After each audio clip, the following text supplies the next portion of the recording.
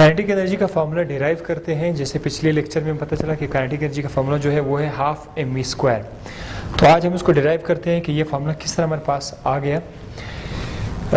एक ऑब्जेक्ट है, बॉडी है, वो मूव कर रही है। फर्ज करते हैं शुरुआत में अपनी वेलोसिटी से v आई, इनिशियल वेलोसिटी से मूव कर रही है और उस पर एक फोर्स लग जाता है, किसी भी शक्ल से फोर्स लग जाता है, ब्रेक की शक्ल में, whatever the case is. Force लग जाता है तो कुछ फासला तय करने के बाद स्टॉप हो जाती है। तो इस बार इसकी वेलोसिटी को हम लिखेंगे final velocity. So that's vf is equal to 0। और यहाँ पर इसकी इनिशियल वेलोसिटी थी, कुछ फासला भी उसने क्या किया, कवर किया है। अब आप देख सकते हैं यहाँ पर फोर्स भी आ गया है, यहाँ पर डिस्प्लेसमेंट भी आ गया, ठीक है।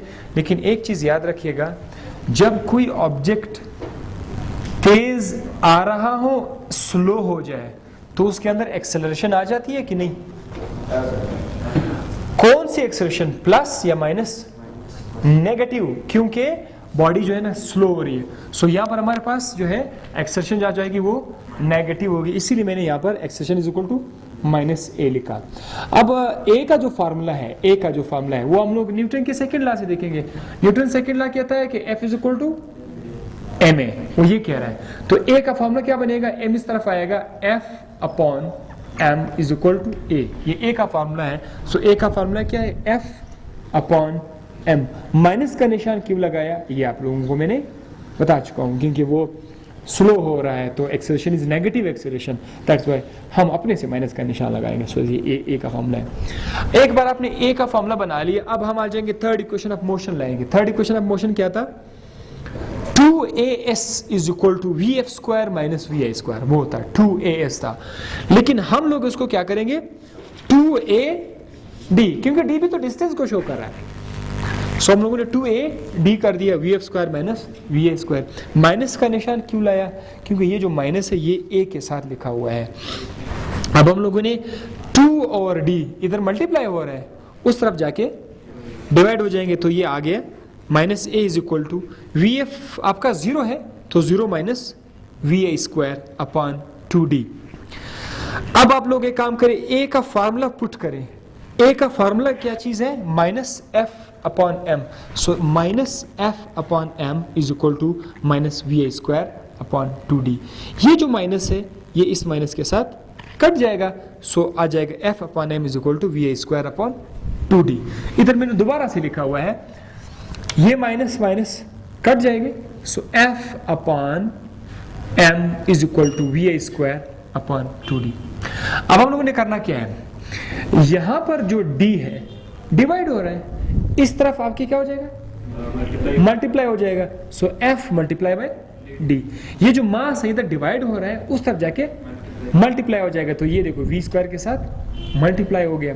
सो f multiply by d is equal to mv² upon 2। वो i को मैं जरूरत नहीं है, ठीक है, अब लिखने की इनिशियल वेलोसिटी को। So mv² upon 2। अब f multiply by d is equal to, ये जो 2 है इसके नीचे, इसको 1/2 की शक्ल में लिखने से कुछ फर्क नहीं पड़ेगा, अभी भी ठीक है। 1/2 mv²।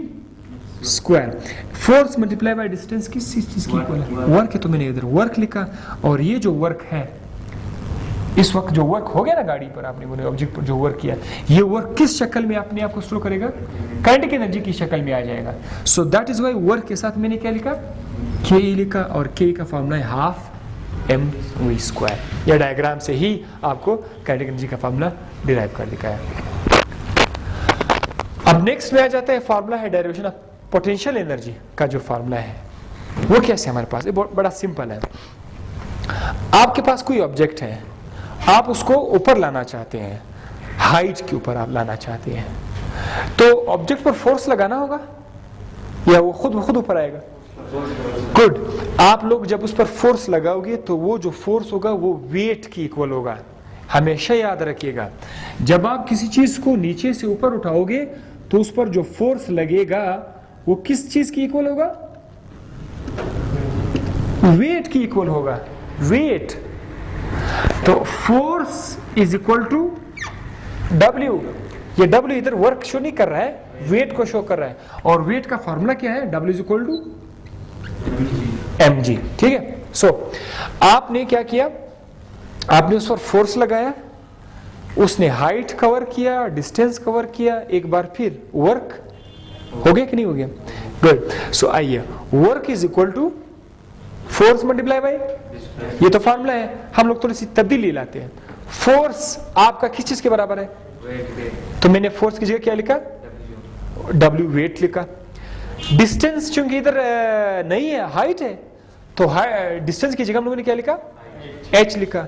F multiply bye H और F की जगह वेट लिखा, वेट मल्टीप्लाई बाय H। अब हमारे पास आ गया, देखो वेट मल्टीप्लाई बाय H में और F मल्टीप्लाई बाय D में कोई फर्क नहीं है, क्योंकि फोर्स की जगह वेट वाला फोर्स आ गया, डिस्टेंस की जगह हाइट आ गया, तो W मल्टीप्लाई बाय हाइट। अब वेट का फॉर्मूला क्या है? सो mg लिखा, mgh आ गया, work is equal to mgh। ऐसे केस में चूंकि वर्क काइनेटिक एनर्जी की शक्ल में नहीं आता, जब आप किसी चीज को ऊपर ले जाओगे ग्रेविटेशनल फील्ड के अंदर, फिर तो वो वर्क की शक्ल में आएगा। तो अब ये जो वर्क है उसको हम लोग Pe लिखेंगे, तो P is equal to mgh, ये फॉर्मूला आपका आ गया पोटेंशियल एनर्जी का। So thank you, see you in the next lecture with the next topic.